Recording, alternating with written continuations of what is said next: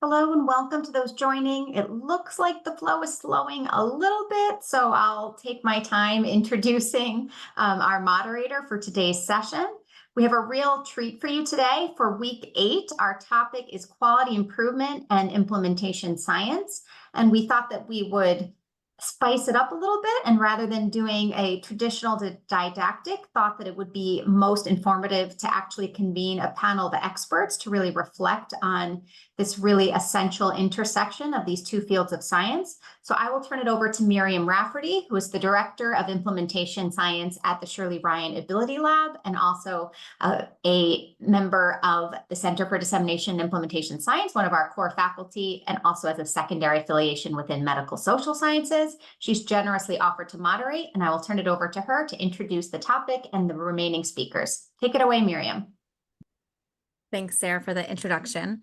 So today, moderating turned into, me providing some of the basic information on quality improvement and implementation science, and then pulling in as much expertise as I could from the wonderful team that we have at Northwestern. So I will be joined by Cynthia Bernard, or Cindy. She directs the quality improvement initiatives at Northwestern Medicine. And Pat Franklin is a physician and learning health system expert in medical social sciences. And Renad Betas is the chair of medical and social sciences and an expert in implementation science and behavioral economics. So our plan for today is that I will start with some definitions and give just some of the basics about the intersections of QI with the implementation research logic model in particular, because that's the framework that we've been learning throughout. And then we're going to follow the case example, case example 1. And at that point, all of our panelists will be joining in to kind of share their expertise with how they would see learning health systems and quality improvement intersecting with what we've been learning in implementation science. And we'll then kind of move into the key takeaways in our discussion groups.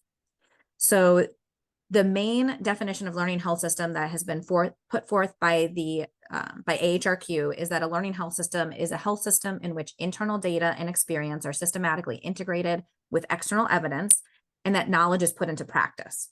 So it's frequently shown as this kind of 3 steps, including kind of systematically gathering and creating data and creating evidence. And this data informatics is a huge part of a learning health system, applying the most promising evidence to clinical care, and then using our practice to apply improvement science in practice or implementation science in practice, as well as using health informatics with real world data to really join together as a learning health system.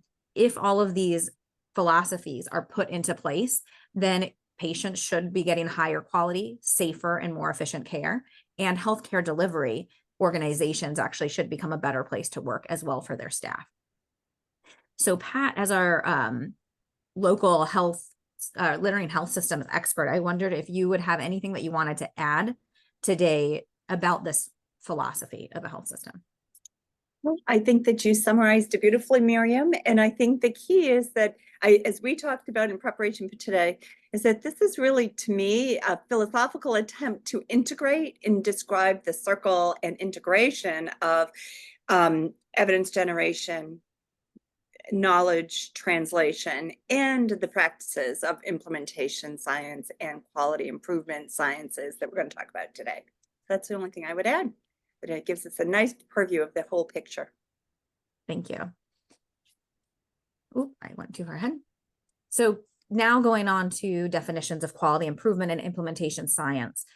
Quality improvement can be defined as a systematic data-guided activity to bring about immediate immediate improvements in practice in a local setting or a health system, which health systems now can get very big and not just local. But there's typically this kind of immediate need that needs something to be improved more quickly. It frequently focuses on systems thinking, process mapping for workflows, service outcomes. If we think about the implementation research logic model, we'll show you kind of the IOM standards and service outcomes, and rapid cycles of change with consistent evaluation. Implementation science is a field that rigorously studies methods to promote systematic uptake of research findings, or other evidence-based practices into routine practice, which would then improve the quality and effectiveness of health services. Implementation research is where you're researching the implementation strategies, and implementation practice is where you're putting those strategies or practices into clinical care. And sometimes implementation practice can be worded as knowledge translation. And I was wondering, Renad and Cindy, do you guys have anything to add to these definitions? Cindy, do you want to start or would you like me to? Please. Okay. Thanks, Miriam, for these great definitions. I think one thing I'd add just about implementation science is that there is a focus on developing generalizable knowledge. So that is something that is emphasized in our definition. And then the other thing is the field has been calling out that ironically, there does seem to be a bit of a kind of broken bridge between implementation research and implementation practice. And in the best case scenario, and I think one of the things that the learning health system allows us to accomplish more effectively is that there's a bidirectional strong bridge between implementation research and practice. And so whenever we're doing implementation practice, we're evaluating the effectiveness of our approach and learning from it and drawing on the insights from the research. And so for me, it's a little bit hard to imagine implementation research devoid of a strong marriage and partnership with implementation practice and embedded research, which is really kind of core or foundational to learning health systems. Great, thank you. I'm looking at Corey's question in the chat. So he's curious about the concept of immediate improvements in QI and just the time delay or gap that can happen in like that 17-year gap. So yeah. Immediate is a relative term, since the majority of true quality improvement projects are 6 to 8 months, if not longer. So if you consider that immediate compared to 17 years, I guess that's a good thing. The other problems we're going to talk about are making quality improvement reliable and sustained. You can do something quickly, and if it's not still there a year or two later, you have not really improved. And that's where, again, the marriage between these, I think, is going to come into focus. Also, don't mind me. I was just generating dialogue. So y'all Okay. Thank you for generating the dialogue, and everybody can feel free to make that a dialogue. So it's not just Corey talking in the chat. We're keeping an eye on it, and our moderators are too. So we'll try to address questions as they come up because that is the fun of a panel. So I would say, though, riffing off that, and I'm not going to bury the lead here. I think that quality improvement and implementation science are becoming more and more interwoven and married, and maybe one day kind of all together. But I do think currently the timeline in which we do quality improvement is more rapid and nimble than the timeline in which we do implementation. And there's a whole new area kind of focused on rapid implementation science that is aiming to be more efficient. So I think that's another way in which they're coming together. I agree with that. I sometimes feel like as a researcher who's helping clinicians with implementation practice, the more that they engage with me, the more that they get slowed down. And I love that they're engaging with me because we can help them, I think, do their work better in implementation practice, or in rehabilitation research. We often use the term knowledge translation, but then it just kicks off the process of IRBs and data collection in ways that are sometimes not really what they were initially looking for, I think. So yeah, I would just wanted to add that I think, though, that we should, within a learning health system, if it's defined by a healthcare delivery system, you don't want any of that slowing down. But if you're thinking more broadly in a health system, as the US health system, the more that the lessons from, a well-done QI project can be generalized, the faster we can then see those circles of excellence grow in translation. And I think that's the aspiration of the broader learning health system definition, and not just within the system. That's a great question. And I love that. Sorry, Miriam, please. Go ahead. Just to say, I hope everybody in this meeting, in this call, is thinking actively about gaps. What I love about what Pat pointed out is, and we're going to emphasize this, but it was in the reading, quality starts with a problem and implementation science starts with a gap. They're different, but neither one of them is probably optimized without the other. And that's what I think this is what's incredibly cool about this is the science is not done to help us really understand how they can best work together. And that's what everybody on this call can be thinking about. Where do you see the gaps in practice? Where do you see the problems? And how might these optimize and potentiate each other? Great comment. Okay, so I'm going to now move into kind of now, how are these overlapping? And one of the things that's similar between quality improvement implementation and implementation research is input from patients and clinicians in the middle of these. It's getting advisory boards together, or having patients at the center of these processes. They also both do context-specific implementation determinants. So we look at that using CIFR in implementation science. In QI, they have other methods, but they're still at that looking for barriers stage. And then they are all concerned with outcomes. We just might view those outcomes a little bit differently. Another thing to add is that the field of implementation science really incorporates the practice and the research. And so something, this slide was put together, with help with JD Smith and Dennis early in the implementation science course. And one of the things that I've heard JD say is to make sure that we're not saying implementation science research. And I'm wondering, Renad, did you have anything that you also wanted to add to that?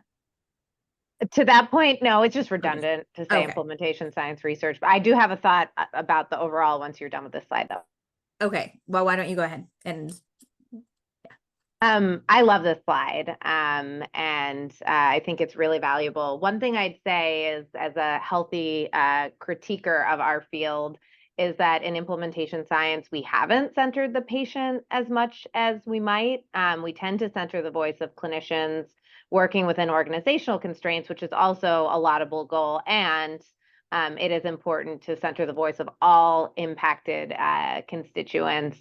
And I will say also that while quality improvement and implementation research have differing kind of models and frameworks and approaches, I'm starting to see a lot of, like, in the QI literature using CIFR and then using fishbones in the implementation literature. And so this is, again, this idea that they're melding together in this beautiful way.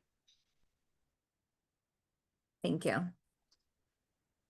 So one of our readings had this really nice figure of learning health systems and how improvement science and implementation science can interact with a learning health or inform a learning health system.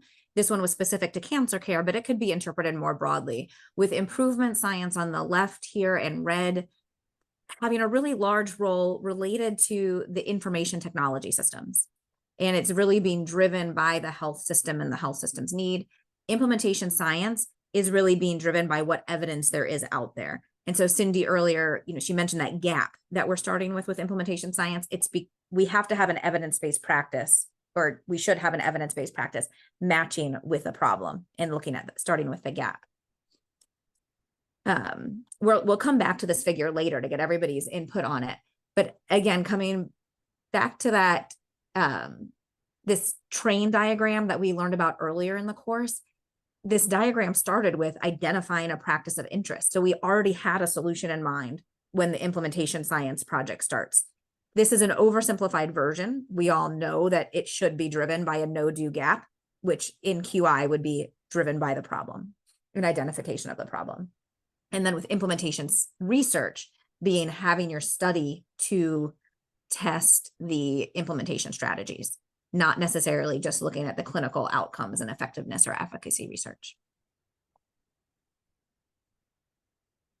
So moving into QI, we've learned a lot about implementation models, theories, and frameworks. For QI, one of the most common models that's used is something called the model for improvement. It is the one that's used most frequently by the IHI and some other organizations. It has that quintessential plan, do, study, act, or PDSA cycle built into it. And it's kind of funnels from what are we trying to accomplish? What's the problem we're trying to solve? How will we know if our change is actually an improvement? So that gets into how important measurement is and what change can we make that will actually result in that improvement. So really thinking about the mechanism of if this is our improvement we're trying to make, what's going to actually help us, or what strategy could we use to help us make that change? If I put this into alignment with other theories and frameworks, you see here in blue, I've got all of my QI frameworks in blue: plan, do, study, act.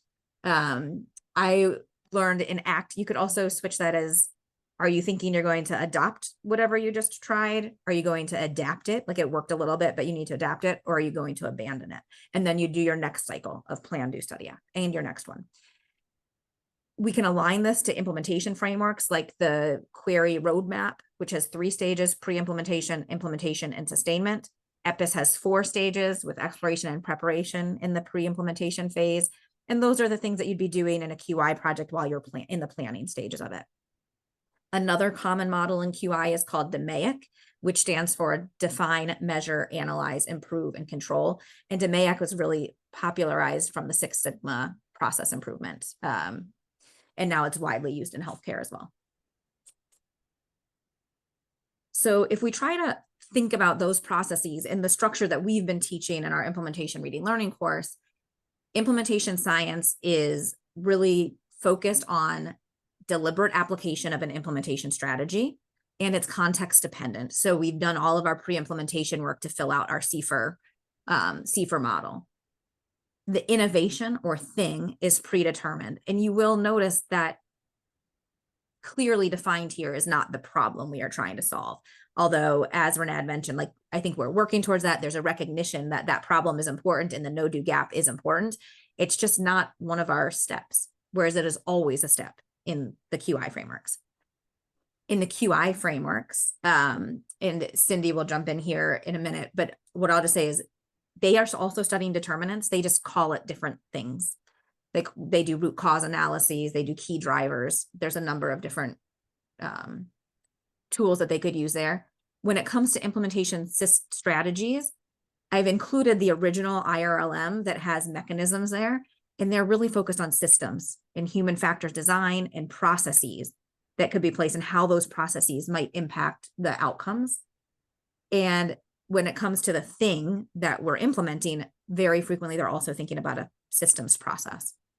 And then when you identify a problem first, it frequently is then going to lead to identifying that outcome that you're trying to change right after that. Here's the problem and here's how we're going to measure it. So frequently a service outcome is important. Cindy, what do you have to add here? So one of the toughest things about QI is sometimes there isn't an evidence base. So you invent interventions that you think will lead to a better outcome, and you test them and measure them. You're very sensitive to context, which goes in your determinant and facilitators section, and context can change, but there isn't always an evidence-based practice that we can anchor on depending on the nature of the problem. When there is, let's say we were talking about the example of central lines, let's say, you can look at the evidence for how to insert a central line safely, but that doesn't tell you how to build the system. So where you've got implementation mechanism, where do I keep the tray? What goes in the tray? How do we make it as easy as possible for the clinician to insert the line correctly and have the full body drape and the rest of it? Who else needs to be in the room to check the checklist and document? Those are things that an evidence-based practice will not specify. That's all about the process. So at some point, the process, as you've got here, can be the thing. But the real thing we're trying to do is reduce infections, right? So we go through multiple cycles of what's the problem or the outcome that's broken, what caused it, and now successively, let's do cycles to fix each cause. And I'm sure that those on the call can think of examples where you know the outcome is a problem, But now you've got to actually get into the nitty-gritty of a system that will work. My reason for saying to you, where have you been all my life, is that implementation science is going to help us do those cycles with far more rigor. There's very little out there. It's a lot of brainstorming, and you saw one done over there, so let's try it over here. The systematic approach to figuring out how to get a good process into sustainable, consistent practice, this is really in its infancy. And that's where my version of this marriage, it comes in.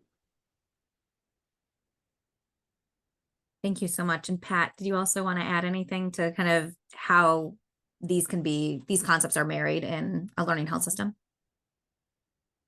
I think this is a wonderful conversation. I love the ideas that you're putting forward, Cindy, about where this may be a focus in the process, focused in those cycles and methods that may be helpful. I also think of quality sometimes having two goals. Like, one is reducing the variation, meaning we have an idea on a best practice because we see some people achieving that, but there's variation and we want to condense that. So there's unanimity around that process. So that takes both a local contextual approach, as well as sometimes an evidence of one example that's, seems to be doing it well, but there are always contextual issues. So that's different than from moving the bar, which is in quality would be saying going from this outcome rate to that outcome rate for everyone. It's not just collapsing the variation. And I think of that as really where you'd love an innovative solution or thing, because you're trying to really move the bar to the next level, right, with evidence-based practice. Thank you. Okay, so now I'm going to bring us back to. Can I say, yes, is that please, okay? One quick yes. thought. I just want to amplify this idea. I think this slide is a great example of the point that Cindy made earlier about each science being strong, but stronger together. Because in this slide, you can kind of see the strengths of each of the fields. And, from my perspective as the lens I wear as an implementation scientist, I think quality improvement is bringing this kind of iterative method to continuous improvement. It's broader than just the singular focus on EBP. And on a side note, I wonder if our gap in implementation is kind of a particular specific type of problem, whereas quality is kind of more expansive. And on the implementation side, we're getting a real focus on implementation strategies and this kind of systemic rigor to how we do that iterative process. I was also wanted to hear people's thoughts about when you think about the determinants in QI, and I'm still learning and I'll always be learning. I'm curious if when you think about the kind of multiple levels, if you were to put implementation science next to QI, we tend to go all the way up to like the broader outer setting context. And then by virtue of that, then end up designing strategies that might be multi-level that address all the way up to that kind of broader outer setting context. I was curious if that was the case in QI, or if QI is kind of more proximally focused to the process at hand. So I just was wondering about that and wanted to ask. I think it's more proximal most of the time. And one of the key reasons I say it in that tentative way is there is not a lot of rigor in the define phase, or what you might call barriers, facilitators, determinants, just like there isn't a lot of rigor in choosing the implementation methods and strategies. This is where QI has grown up very context sensitive, very much within each organization. And when you read a QI paper in the literature, you always have to spend a lot of time thinking about the environment in which it was done. There is not a lot of generalizable information coming out of quite a bit of QI. Some, yes, but not consistently. And this again is where I think where IS might be overloaded with theories and frameworks, QI might be underloaded with them, and there may be a happy combination there. And one quick thought, Renat, to the context, though, I do think policy can be the source of, quote, the problem or the gap, right? We see, that there are new mandates in quality measurement that are driven by payers, for example. So there certainly are contextual factors that may be an initiator of why now that would initiate this quality improvement, while the solutions, as you're describing, Cindy, and the processes are generated more locally within the health system. Great. Thank you, guys. So now moving into the case example, you guys might recall from all of our past sessions, case example 1 was about screening and brief intervention for risky drinking in 10 pediatric trauma centers in 10 different healthcare systems. And so in this study, the authors were working to identify the gap, which was that level 1 pediatric trauma centers are mandated to provide screening and brief intervention, but the rates of screening are low, and screening can be based on clinical judgment, which might be racially biased, or is often racially biased. We need to select a thing, which is a protocol that's being recommended by national organizations, assess the barriers and facilitators to those things, and create an implementation blueprint. So we're going to take a look at that IRLM, or that implementation blueprint, adding the QI lens to it. So if an individual health system needed to create change there. So the thing from an implementation science perspective is SBI, or screening and brief intervention. The problem from a QI lens is the rates of SBI are low, and screening judgment can be impaired, or is often racially biased, and that's a problem. So I thought it was really interesting when I looked at our IRLM after talking with Cindy, that we start with step 1 of an IRLM is to specify the thing, not to specify the problem. So I know we've talked about that at length here, and how the problem could be, or the thing could be, a process. So I'm curious, Cindy, Renad, and Pat, do you have anything that you want to add to step 1 of an IRLM? Or we might have covered it already. So far, we're saying there are 2 different steps 1. Depending on how you're approaching it. And that needs a lot more thinking. I'm excited about trying it both ways. Step 2 of the IRLM is to specify your clinical outcomes. And that is, I think, also important in a quality improvement approach. But a quality improvement approach is also going to spend a lot of time thinking about how you're going to measure related to your problem. So if screening rates are low, then your service outcome is whether that screening needs to be implemented consistently, and service timeliness. So they are putting these outcomes in earlier. The implementation scientist in me says that we actually would probably be doing that as well. But it's interesting how we presented the IRLM in this course. We listed the implementation outcomes as step 5 of the IRLM. But I think that they would be coming into play earlier. So I'm curious from my experts, where would Renad and Pat, if you are doing an implementation project, when would you be specifying your implementation and service outcomes? Early, or would you really be late on those?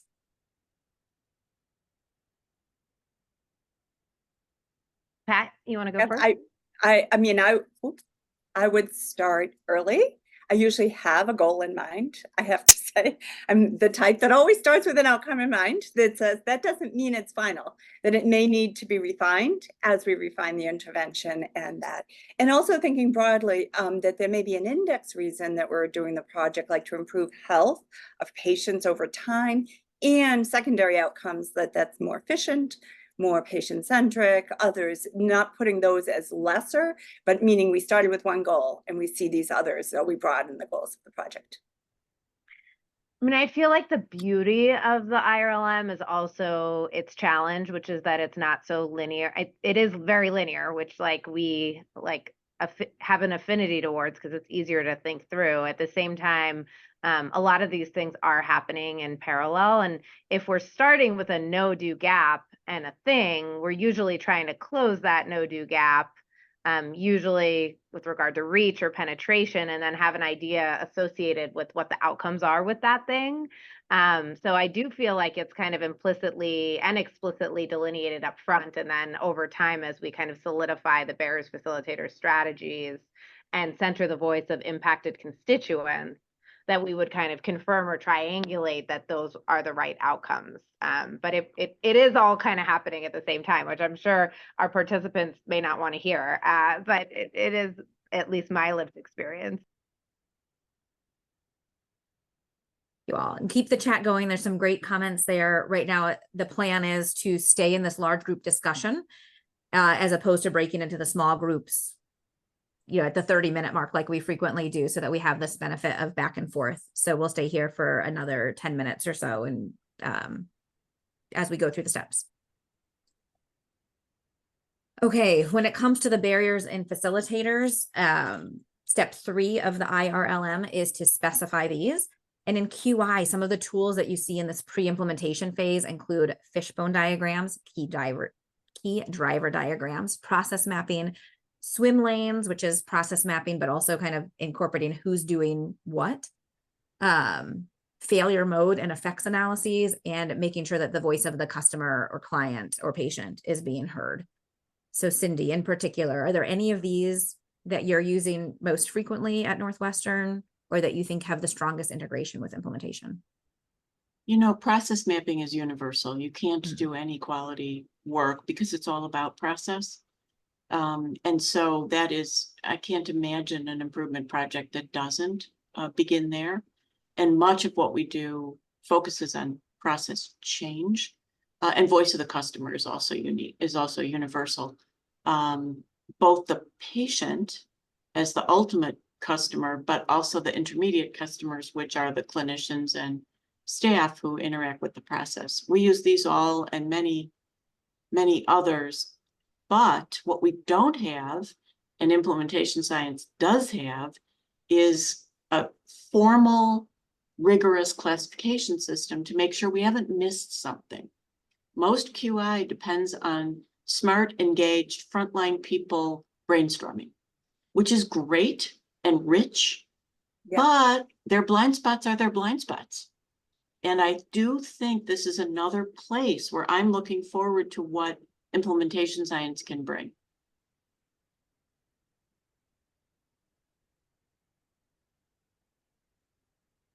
Renad and Pat, do you have anything to add? I agree. And again, I'm still learning about QI, and I don't know enough about the other approaches other than process mapping and centering the voice of all impacted constituents. But I wonder if we were to do like a deep dive day and like really sketch out each of these methods, I imagine we'd probably find a lot of overlap with some of the methods that, you know, we're using in implementation science, like implementation mapping and concept mapping and innovation tournaments, to derive kind of what the determinants are and then select strategies. So I think that might be a fun kind of next step as we flesh out some of this thinking here, is to really do that, to see where the strengths are and the overlaps and the unique contribution of each of the approaches. The only other thought I was having is, you know, I know there's a team out of University of Washington that's really, and other people nationally, proposing the use of these like diagrams for mechanisms, and they may or may not be associated with the key driver diagrams, and I'm forgetting what the exact name is. So if anyone remembers it, it's the work that Carol Lewis and Pedja and Byron and Brian are writing about. But I wonder if some of that might be overlapping with some of these tools as well. So this is what we got the PCORI capacity building grant to do. And Pat is going to help us pull all your talents together to come up with at least an initial thought process around how exactly to do that. So stay tuned, everybody, and we want your input. Yeah, and that, you know, you talked about brainstorming that, Cindy, and I think what we've done is, as just so everyone knows, is we have a document that began to list the resources that could be brought from different domains, from implementation science, community engagement, informatics, to the process. But which ones had the most overlap and the most relevance, you know, to fill gaps and whatever, I think we'll learn as we do in many ways. I was hoping, you know, like when you have these inventories and you can see, well, we have a broader pool to draw from, what we do, and or we could get in a room and start to figure out that cross mapping now of what we imagine or anticipate will happen. And I to add from all of the projects that I've done, barriers and facilitators, kind of interviews with work infrastructure, which is one of the CFR codes, always comes up. I don't think I've ever done a project where work infrastructure wasn't talked about something that was a barrier, but that certain aspects of it would be facilitators. And so I think we need to borrow more from QI on how to change work infrastructure in systematic and sustainable ways.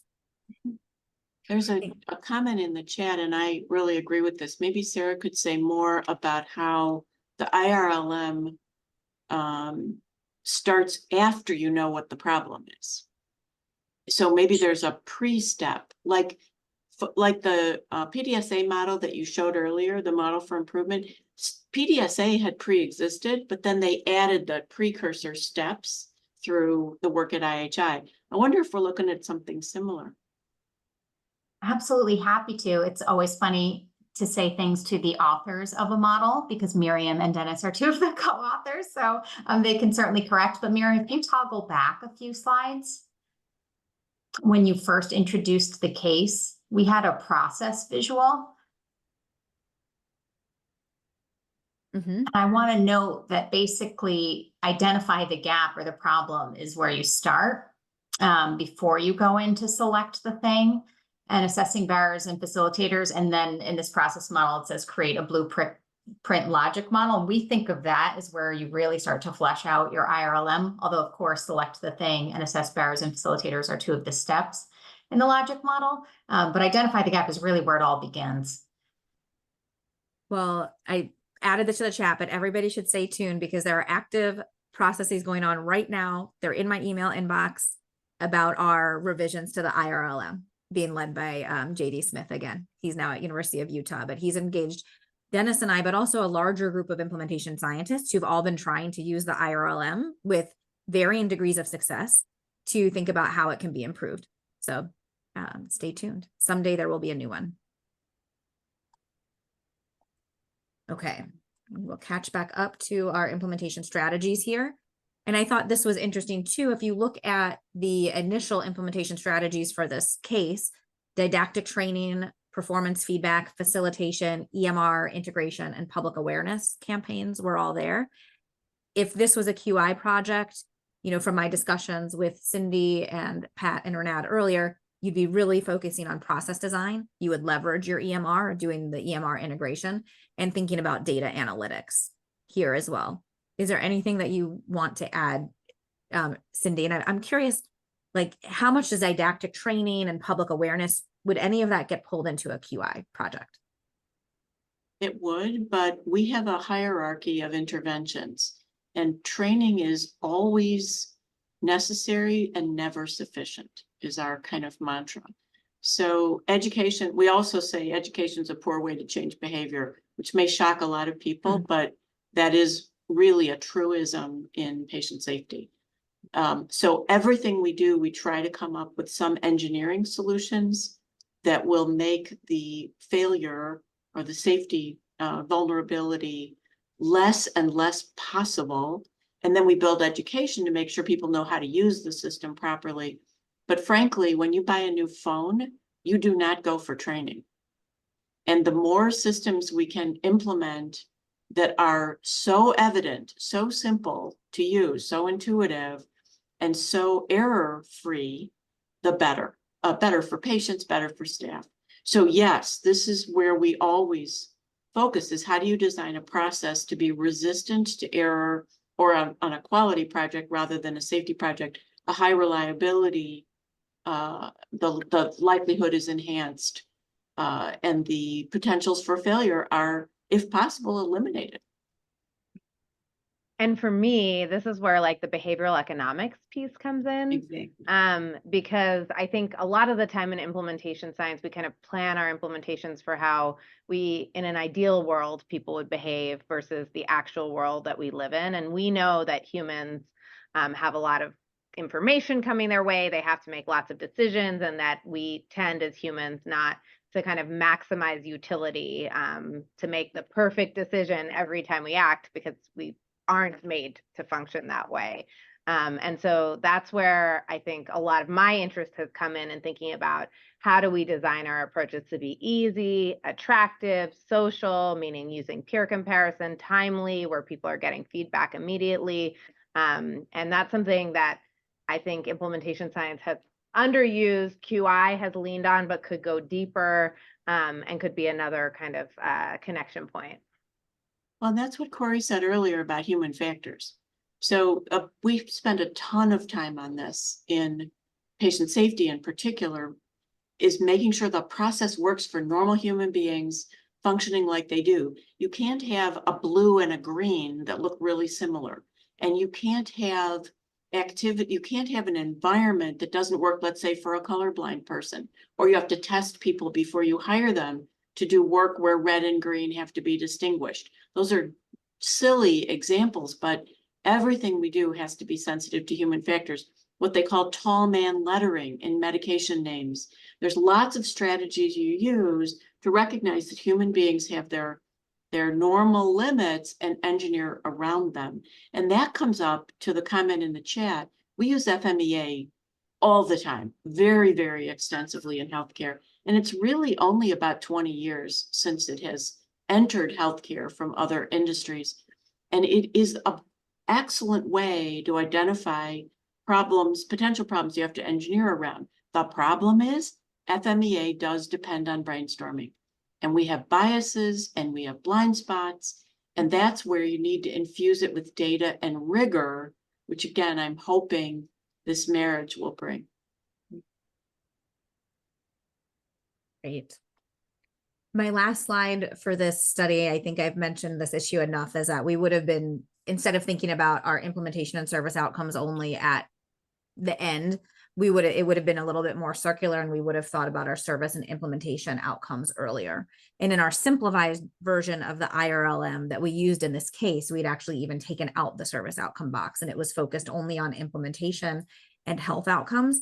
But with screening and a brief intervention, you're going to have a lot of processes that are in there. So I think timeliness, there are a lot of things that are service outcomes that could have been measured from a QI approach. And so that's right, Mary. And equity. Oh, and equity. Yes, that is another very important lens. And Corey has been putting some equity things in the chat too. So thank you, Corey, because that's also something that I actually think equity, my bias might be that it needs to be in both places even more. And we need to all get better at thinking about it first and foremost. And I think we're all trying to play catch up a little bit there. Yes. So if we revisit this image, do you think it's accurate that implementation science is really starting up here in the evidence base, and improvement science is starting with your learning healthcare system and your learning healthcare information technology? Or would you guys redraw this figure in some way? So Maybe. I think starting with IT is too narrow a focus. There are lots of ways to identify gaps and problems. And IT reveals some of them, but others are revealed by a single sentinel event. Others are revealed by some problems you have to go looking for. And equity is a good example of that. Your IT system will not reveal an equity problem until you intentionally go mine the data. And that can come out of a single complaint or a single observation by a clinician that inspires us. Having said that, yeah, otherwise I think this is appealing. So I'm not a visual designer. That's not my strength. And I think what I like about this is it starts with an ecological approach. We might spend a little time fleshing out the ecological approach a little bit more. I don't like that they're kind of on separate sides, because personally, I really feel like I almost like the DNA visual of them winding around each other as methods feels more effective for me. And I'd add informatics as the third leg of the stool of the DNA. I guess DNA can't have three things, but you get my drift. Because for me, I feel like they're coming together, they're similar, they do use slightly different methods, they complement one another. And really, I see learning health systems as the actualization of moving beyond siloed implementation science, improvement science, informatics, and all of those is like the building blocks, along with taking an ecological perspective to how care is delivered. Yeah, So maybe more of a braid and less of the double helix, right? Because the braid braids the three strands. Perfect. I like that told you I'm not a analogy. designer, so there you go.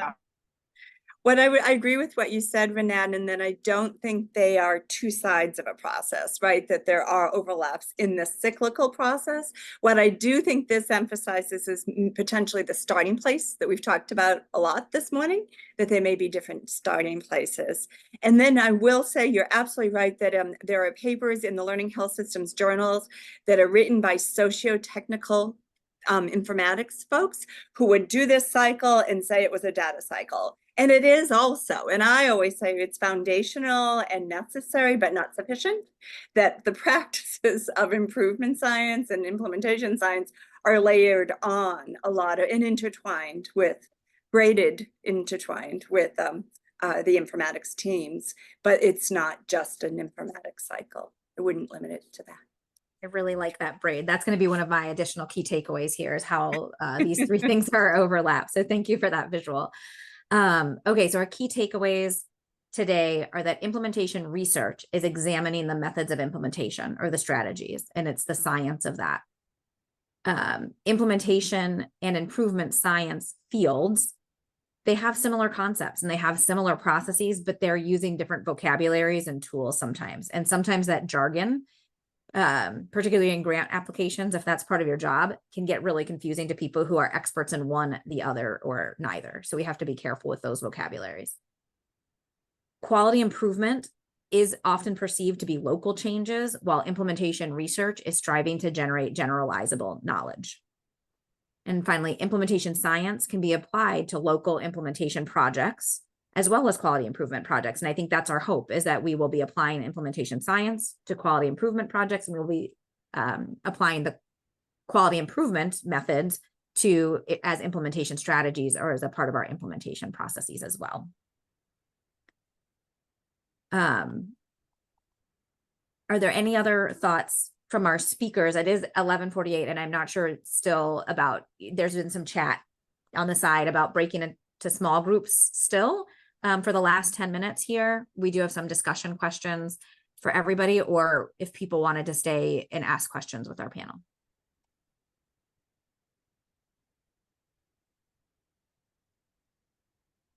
Any thoughts or additions to the key takeaways from anybody? The last minute.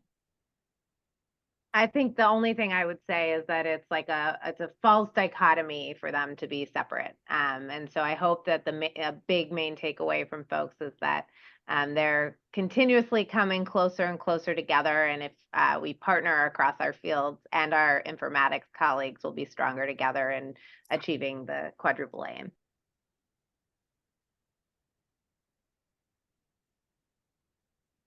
Great. I would appreciate some more, maybe a little more explicit kind of conversation around equity, and how QI has perhaps come to approach that, and in the learning health system context as well. I know that it's there, but just to get your insights. And of course, Dr. Bates, can talk about it in IS as well. But yeah, I'd love to hear that more. Since we're talking about that braiding. So from QI, again, you start with a problem. And the problem with equity or lack of equity is that it hides. It's not visible until we go look for it. And even then, it's very easy to get it wrong, right? So for example, if you rely on data in the medical record that has been collected in a sloppy manner, you're going to get sloppy results. And for a long time, people collected race and ethnicity data in a very sloppy manner. and incomplete data. And so then they sliced their data and said, oh, we don't have an equity problem. So we have to go back to foundations. In this case, what has happened is the outside world has come along and hit us upside the head and said, you've got a problem, and we can see it in the communities, in the long-term outcomes. Let's unwind that back to the source, and let's figure out, you have bad data. And this is over the past, dozen years at least, really since 2003, when the National Institute published Unequal Treatment, which was their national report, and it got way too little attention over the subsequent years. However, organizations have tried to now improve their data and then slice the data and then see what they find. So because we start from a problem, we had to be told there was a problem. Implementation science, and I would ask one of you to comment, I would say would start with the evidence-based practice and then say, where is or isn't this being applied consistently? But you tell me. I don't think that implementation science necessarily centered explicitly equity until very recently in the racial reckoning in our country and the murder of George Floyd, and several influential thought pieces that kind of called out that we weren't doing that. And I think we still have a long way to go in that space. I mean, when I think about it from an implementation science lens, I think about the fact that in all of the design of our work, we need to be prospectively centering how we think about equity. And there's some studies that are focused on closing no-do gaps that are related to inequities. Mm-hmm. And then there are some studies that are focused on closing no-do gaps generally, and we must make sure that we don't create or reify existing inequities. And so I think of those, both studies must think about it prospectively, but the approach may be slightly different depending on what the kind of focal emphasis is of the study. Miriam, I see we have some questions and I want to leave time for that, but I do want to comment that I had the opportunity to participate in a PCORI-funded project with Academy Health, where the goal was to even push much more broadly in saying, if the data set, as Cindy described, the EHR is incomplete, but if that data started in the community or with patients to say, what do we see as the biggest and, what's most inaccessible? Where do we not have the right or the optimal solutions, et cetera? It doesn't mean you wouldn't, because it really takes your lens, and if you started there with the gap or the question and then moved to the system, because we all work in a system. I'm also a patient, so I have patient ideas, but I start with that system lens in some of the processes of QI or IS. And for good reason, because I want to deliver the best care possible. So it's not a negative. I mean, we're motivated by improvement. But I do think if the question started broader, and so we started brainstorming, how would we get a broader set of data from patients? So, patient reported outcomes are one part of that, but it's much broader, in lifestyle management and others. So that was enough. I don't have a solution. I just wanted to give what I thought was an exciting vision. And I have a visual for that, Renad, I could share with you. And I like that you've challenged us to come up with a visual for what we discussed today. That sounds great. Thank you guys for that. And thank you, Corey, for your question about equity. There's consensus and some sidebar chats that we're going to stay here for large group discussion. If you were one of the group discussants for your group here, feel free to put your comment or question in the chat and we can have some chat there. But now we'll go to Susanna and then Heather. And if anybody else has something they want to talk about, please raise your hand so we'll try to do kind of rapid fire here. Yeah, first of all, thank you for this great presentation. I really enjoyed this, and this is something I've been thinking about for a while.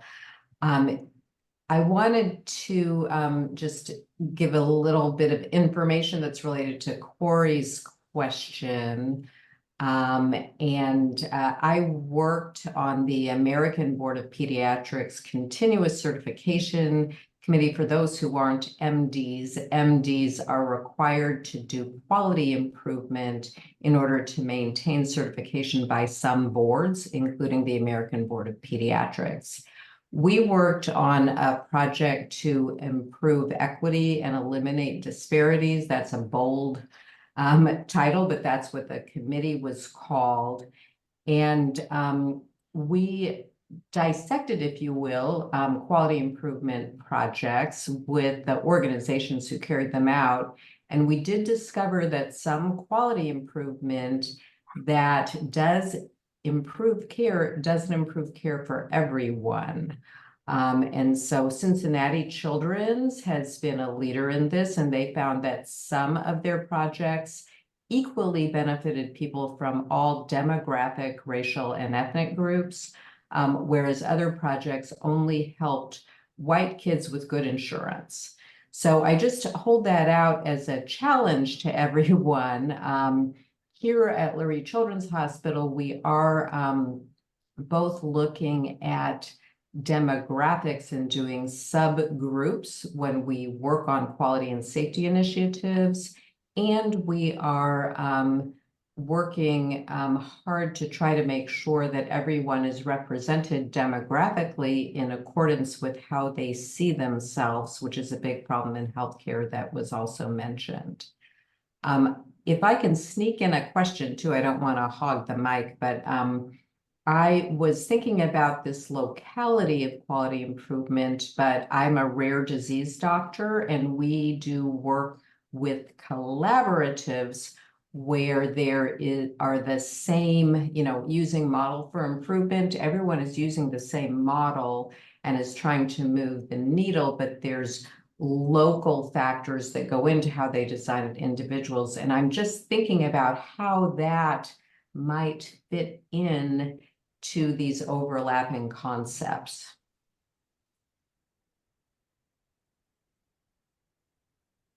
I'd love to hear from anyone, or to just throw it out there and let Heather ask her question. I think I'm not sure how it, I don't know how to tie it with QI and IS. What I can say though, that sometimes it can be challenging to conduct implementation work with more rare diseases, because we typically focus on units that are serving large numbers of patients. That's typically, the unit that we're randomizing to.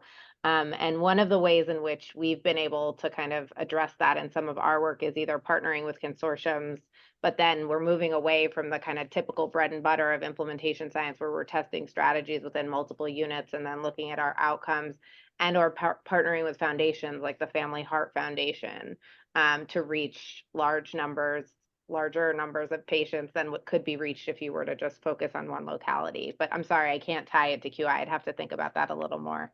And I'm gonna just jump. There's some chat about QI and the questions that are being asked at NM. So I'll let Cindy maybe answer that Katrina's question in the chat. And Heather, did you have a quick question? Last minute. Yeah, no, Heather, please.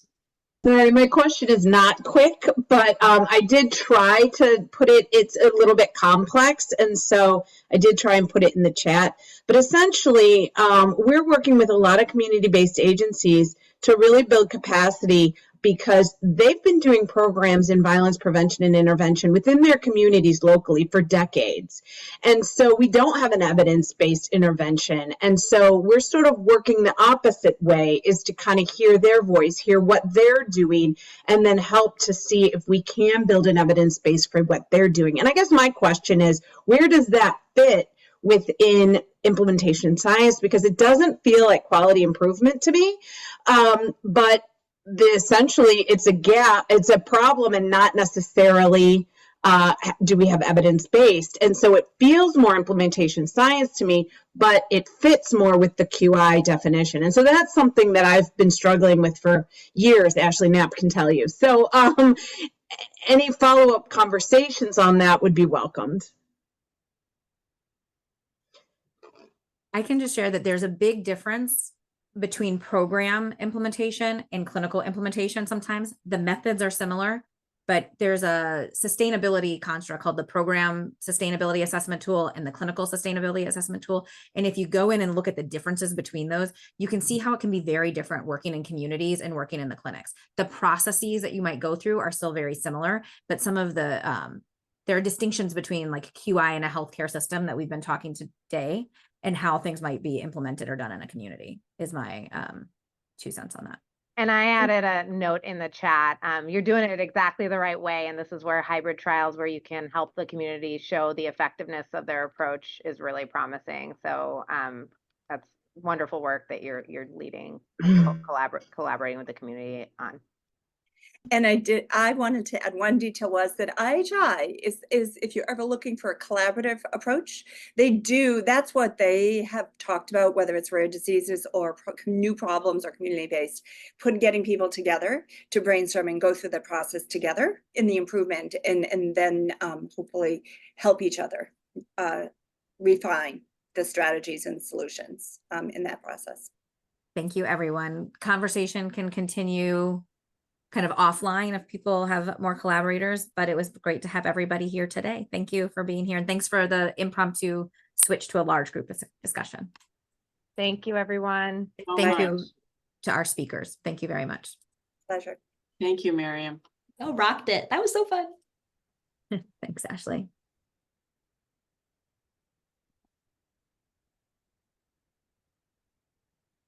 Cindy, I'd love to follow up with you. I'm on more on the human factors engineering and things. I find that to be just exceptional. I was reading about, I'm going to struggle with the name of the framework, SEIPS. Yes. Yes. Yeah, okay. that's the one.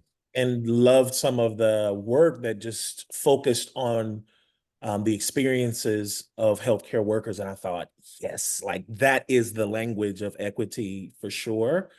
And just, wondered about how to think about that in the context of trauma-informed care and if there are ways to kind of, I don't know, to bridge knowledges there. So I don't know if you have any thoughts now. You don't have to develop any, but I'm going to pursue you in any case. That's interesting. I don't know about application of human factors to trauma-informed care, only to say that any care has to be designed in a way that normal human beings can deliver it and normal human beings can access it.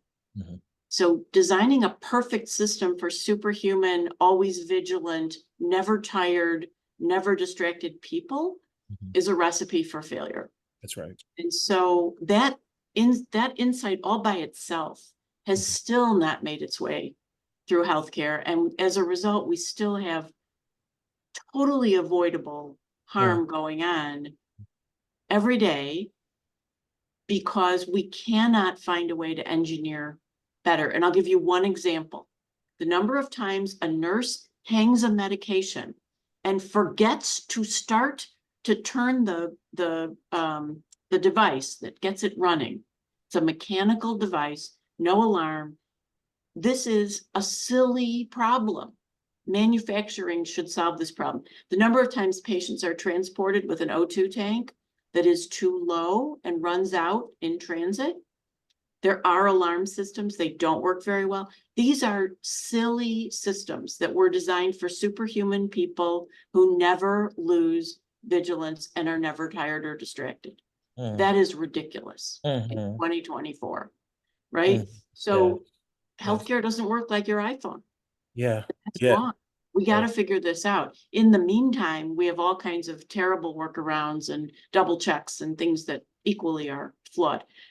That's where equity is actually a more subtle problem, right? The number of times the patient comes in and without even knowing it, staff are thinking differently about that patient's presenting symptoms because of how they're dressed or how they smell or whatever it might be. That is catastrophically bad. And that requires a different kind of intervention. That's obviously not an engineering intervention. There's a whole social piece of that, but we still are grappling with all of these. Wow. I love it. I love it. Thanks, Miriam, for that. I have not talked with Andrew, so I'd love to. Because I'm starting to think about it. I do the HIV work and looking at retention and engagement and wanting to frame retention and engagement issues in this light of like more is being expected and asked of healthcare workers. And there's a particular model that I'm studying that talks about walk-in clinics and just making services even more available as if healthcare workers don't already have a lot. So I'm just like, how do we think about the issue of retention as a patient safety issue? And thinking differently. I don't know if that makes a difference. You know what, Corey? There's a new RFA from AHRQ that brings together for the first time ever patient safety and workforce well-being Mm, into one RO1 massive opportunity. I can send it to you if you'd like. please. Yeah. Northwestern, we've been kind of glancing at it and trying to think about how we might structure something to respond to it.